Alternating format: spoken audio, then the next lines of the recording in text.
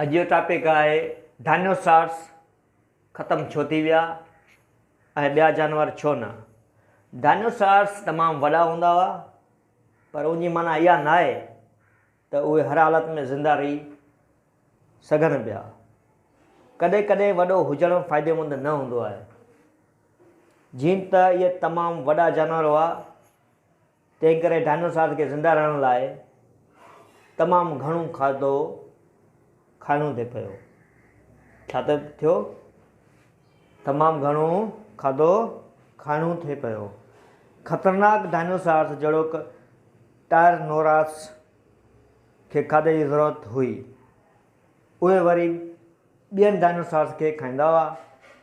जेकॾहिं संदुनि खुराक ख़तमु थी वञे त पोइ उहे बि मरी वञनि। अटिकल 5 मिलियन साल अॻु जॾहिं हिकु वॾो खलाई पथर हिकु वॾे टकरी धरती सां टकरायो त आसमान में एॾी धूड़ ऐं धज़ फैली जो सिज गुम थी वियो। सभिनी ॿूटनि खे वाध वेझ लाइ सिज जी रोशनी खपंदी आहे, सभिनी खे ख़बर।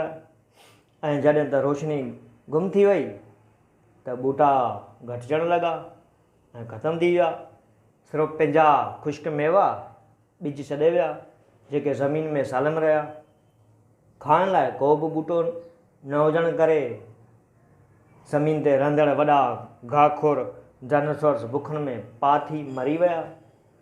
घाहखोर डायनासॉर्स जी जिस्मनि ते थोरो अरसो पलजण खां पोइ वॾनि शिकारी डायनासॉर्स लाइ बि खाधे जी खोट पैदा थी वई ऐं उहे बि जल्दी घाहखोर माइटनि सां गॾु ख़तमु थी विया। हाणे उन्हनि जे बारे में फ़क़्ति ज़ेर ज़मीन दफ़न थियल हॾनि ढांचनि मां ई ख़बर पवे थी। पर ॿिया जानवर ज़िंदा रहिया।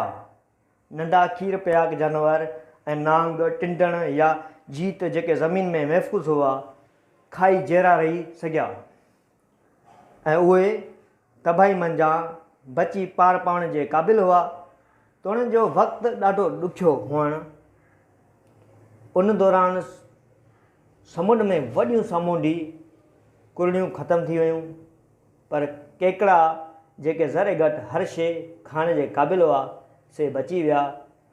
ॿिए भेरे जॾहिं तव्हां समुंड किनारे पिकनिक मल्हाइण वञो त ॾिसिजो कि हिकु केकड़ो तव्हांजे अणगरबल नरम हॾी खाए थो। हिकु केकड़ो तव्हांजे घुरबल नरम हॾी खाए थो। उहे बदमज़ाज न हूंदा आहिनि। खोड़ सारा क़िस्म थधे मज़ाज वारा थियनि था ऐं खोंगा जिन जूं ज़रूरतूं सादियूं हुयूं से पिणु बची विया। ईअं न हो त जेका बि शइ वॾी हुई सा तबाह थी वई, जीअं डायनासॉर्स सां थियो।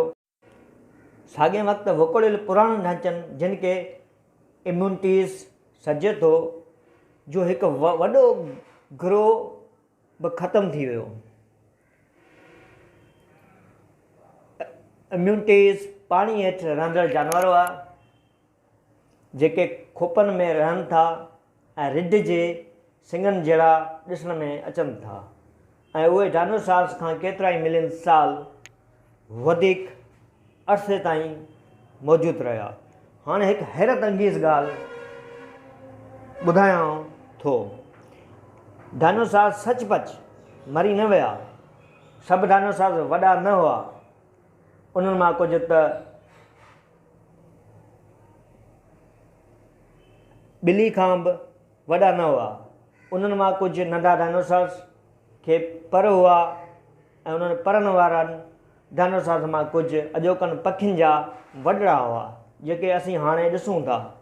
पखी थोरे खुराक ते ज़िंदा रही सघनि था ऐं जेकॾहिं वक़्तु ऐं हालतूं ॾुखियूं